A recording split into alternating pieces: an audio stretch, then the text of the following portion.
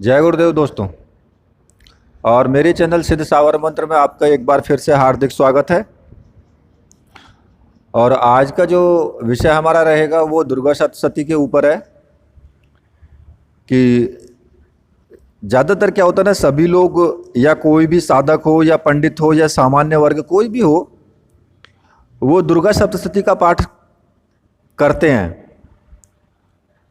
और कई बार क्या होता है ना कि पूरी जानकारी जब हमें नहीं होती है किसी भी साधन की, तो फिर उसमें कुछ त्रुटियां रह जाती हैं। तो उन्हीं के विषय पर मैं आज आपसे बात करूंगा। और वीडियो को आगे बढ़ाने से पहले मैं आपसे रिक्वेस्ट करूंगा कि जो भी मेरे चैनल पर वीडियो को देख रहे हैं वो प्लीज़ वीडियो को पूरी देखें, स्किप ना करें बिल्कुल भी। अगर आप स्किप करेंगे तो फिर आपको जानकारी पूरी मिल ही नहीं पाएगी और फिर आप कमेंट में मुझसे पूछते रहेंगे। देखिए, मैं आपसे क्लियर इस एक बात कर देना चाहता हूं कि अगर आप वीडियो पूरी देखेंगे तो फिर आपको मुझसे पूछने की उसमें कोई ज़रूरत ही नहीं पड़ेगी, क्योंकि मैं वीडियो ही इस तरह से बनाता हूं कि उसमें पूरा विस्तार से मैं आपको बता देता हूं। तो कोई भी अगर फिर भी कोई रह जाता है तो फिर आप कर सकते हैं कमेंट, लेकिन मैंने अक्सर देखा है कि वीडियो मैंने पूरी बना दी है और जो जानकारी वीडियो में दी गई है उसी जानकारी को फिर मुझसे कमेंट में पूछा जा रहा है। तो भैया वीडियो पहले पूरी देख लो तो फिर कमेंट करने की ज़रूरत ही नहीं पड़ेगी, बस सीधा जय गुरुदेव बोल देना। तो अगर वीडियो आपको अच्छी लगती है तो फिर वीडियो को लाइक ज़रूर करें। और देखिए, मैं वीडियो में अब आपको पूरा मैं बता देता हूँ किस तरीके से आपको कुछ विशेष जो उसके तथ्य हैं उनको कैसे आपको अपनी जानकारी में रखना है। कई बार क्या होता है कि अगर ये ना उसे ठीक प्रकार से उसका ज्ञान ना हो और वो दुर्गा सप्तशती का पाठ कर रहे हैं तो फिर उसके जो लाभ होते हैं ना, लाभ के स्थान पर उनको हानि भी उठानी पड़ती है।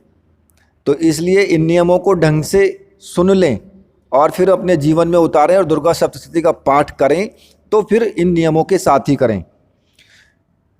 सबसे पहला कि जब आप दुर्गा सप्तशती का नित्य जो पाठ करते हैं ना, उसमें अर्गला और कीलक और कवच का पाठ अवश्य करना चाहिए, क्योंकि इनके बिना जो आप पाठ करते हैं या जो जप करते हैं दुर्गा सप्तशती का, उस पाठ का कोई भी फल आपको नहीं मिलेगा।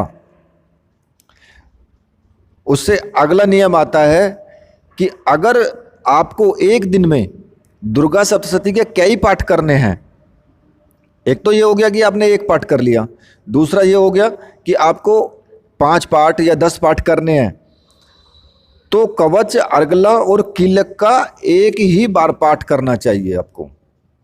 ये आप ध्यान में रख ले, बार बार नहीं करना है इसको। एक बार कर लिया, उसके बाद सिर्फ पाठ की पुनरावृत्ति करें।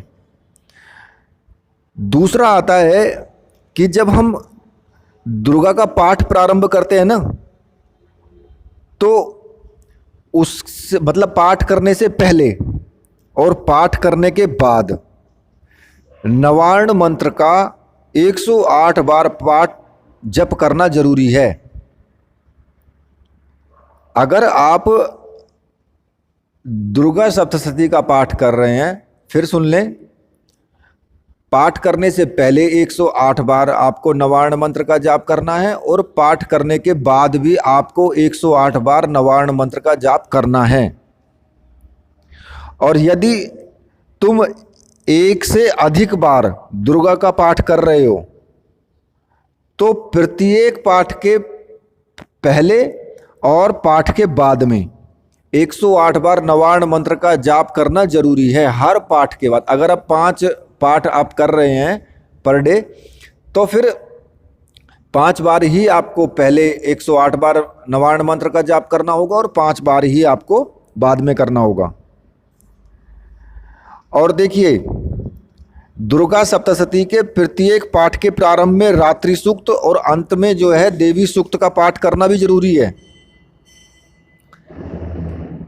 उसके बाद में एक नियम और है, कई बार लोग गलती कर जाते हैं वहाँ पर। जब भी तुम दुर्गा सप्तशती का पाठ करोगे तो जब अध्याय का जो अंत आए ना, उसमें इति आपको बिल्कुल भी नहीं कहना है, क्योंकि इति कहने से लक्ष्मी का नाश होता है, और वध कहने से कुल का नाश होता है, और अध्याय कहने से प्राणों का नाश होता है। ये आप समझ लेना कि कई बार कह देते ना कि अगला अध्याय, तो अध्याय मत कहना उसको, और इति भी नहीं कहना है, वध भी नहीं कहना है, केवल मार्कंडे पुराणे तुम कह सकते हो। ये आप ध्यान रखना। दूसरा अगला होना चाहिए इसमें, जो अगला नियम है, जब भी तुम दुर्गा का पाठ करो तो अध्याय के मध्य में, यानी कि उसके बीच में आपको विराम नहीं करना है, मतलब कि आसन से उठना नहीं है। यदि तुम्हें बहुत ही आवश्यक हो कि भाई आसन से उठना पड़ जाए, तो फिर उस अध्याय का शुरुआत से पाठ करें। ये भी आप ध्यान रखना, मतलब वहीं से स्टार्ट नहीं करना है। फिर आपको अध्याय जो भी आप अध्याय का पाठ कर रहे हैं उसका स्टार्टिंग से ही करें फिर। और एक और इसका नियम है कि क्या करते हैं, कई बार जो पाठ करते हैं ना, वो दुर्गा की पुस्तक हाथ में ले लेते हैं। तो हाथ में लेकर के दुर्गा जी की पुस्तक का बिल्कुल भी पाठ नहीं करना चाहिए, और पाठ करते समय ना सिर हिलना चाहिए, गा गा कर या जोर जोर से भी पाठ नहीं करना चाहिए। ये सब कुछ वर्जित है इसमें। अब अगला नियम, पूरे दुर्गा पाठ में पहले अध्याय और चौथे अध्याय, 10वां और 13वां, केवल इन अध्याय के अंत में जो पाठ करने वाला है वो कुछ समय के लिए आसन छोड़कर इधर उधर जा सकता है बस। जैसे कि उसको लघु शंका हो जाए तो हाथ पैर धो करके बैठे। अगर उसे बाथरूम शौच वगैरह जाना पड़े तो फिर उसको स्नान करना पड़ेगा, स्नान करके ही बैठे उसको। और ये भी ध्यान रखें, या तो पहले अध्याय के बाद में, या फिर चौथे अध्याय के बाद में, या 10वें के, या फिर 13वें अध्याय के बाद में ही आप जो है कर सकते हैं। इसके बीच में जो दूसरे अध्याय होते हैं उनमें नहीं कर सकते। तीसरा, जब भी दुर्गा का पाठ करें तो पुस्तक का पूजन करके और पुस्तक को प्रणाम करके ही प्रारंभ करना चाहिए, और जब की समाप्ति करें तब भी दुर्गा जी की पुस्तक को प्रणाम करना है। और मन ही मन दुर्गा जी के पाठ का जाप नहीं करना चाहिए, मन ही मन में नहीं करना चाहिए। कई बार लोग मन ही मन करते हैं, वो नहीं करना चाहिए।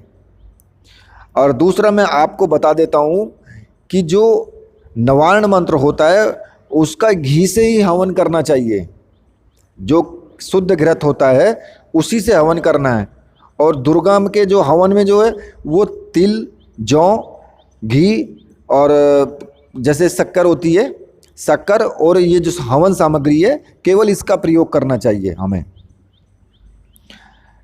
और एक और मैं बता देता हूँ कि जब भी संपुट लगाते हैं, मतलब कि जैसे आप दुर्गा जी के जो पाठ करते हैं उसके मंत्र के प्रारंभ में या अंत में जो भी संपुट लगाएं उसको मन ही मन नहीं जपना चाहिए, उसको बोल करके जपना चाहिए। और दुर्गा जी का जो विसर्जन करना है आपको, वो 10वीं वाले दिन ही करना चाहिए। जैसे आप नवरात्रि में कर रहे हो तो फिर आप पूरे 9 दिन करें, विसर्जन आप जो 10वीं होगी उसको प्रातःकाल ही करें। दूसरा महत्वपूर्ण नियम कि दुर्गा जी का जो मुख होगा, दुर्गा जी का मुख दक्षिण दिशा में करने से शुभ फल देने वाली होती है। पूर्व दिशा में मुख करोगे तो विजय फल प्रदान करेगी, और पश्चिम दिशा में मुख करोगे तो कार्य को सिद्ध करने वाली कही गई है ये। और अगर तुमने उत्तर की दिशा में, इसका मुख नहीं होना चाहिए कभी भी, मतलब दुर्गा जी की फोटो का मुख उत्तर की दिशा में नहीं होना चाहिए। कि अब समझो आप इसको कि आपको मतलब जब आप पाठ करोगे तो दक्षिण मुखी होकर के पाठ नहीं करोगे। आपका मुंह अगर दक्षिण की तरफ होगा तो सामने तस्वीर रखिए तो दुर्गा जी का मुंह उत्तर की तरफ होगा, तो इसलिए आप दक्षिण दिशा में पाठ नहीं करोगे अपना मुख करके। ये भी आप ध्यान रखना। और दूसरा मैं आपको एक और मैं बता देता हूं कि यदि दुर्गा जी का पाठ करते समय अखंड दीपक तुम्हारा जो जल रहा है वो बुझ जाए, तो नवार्ण मंत्र का नवार्ण मंत्र को बोल करके और फिर उस दीपक को मतलब प्रज्वलित करें। और ये कुछ नियम हैं दुर्गा सप्तशती के, इन नियमों को ध्यान में रख करके ही आपको पाठ करना है। और दूसरा कि दुर्गा सप्तशती का जो भी लोग पाठ करते हैं, कलयुग में शीघ्र और तुरंत फल देता है, ये शुभ फल देने वाला बोला गया है ये। तो इसलिए दुर्गा सप्तशती का पाठ करना चाहिए। इसको करने से हमारे जो भी कार्य हैं दैनिक जीवन के, इस कलयुग में संपूर्ण हमें मनोरथों की प्राप्ति होती है। तो इसलिए दुर्गा सप्तशती का पाठ बहुत अच्छा है, इसको करना चाहिए। और जो दूसरी हम साधनाएं करते हैं उसमें भी हमें लाभ मिलता है। दुर्गा सप्तशती का पाठ अगर आप करते हो तो ये अप्सरा साधना में भी आपको बहुत लाभकारी होगा। तो इसलिए ये करना चाहिए। और इसी के साथ मैंने कुछ नियम जो बताए हैं उनको आप ध्यान में रखेंगे। वीडियो मैं यहीं पे अब समाप्त करता हूँ।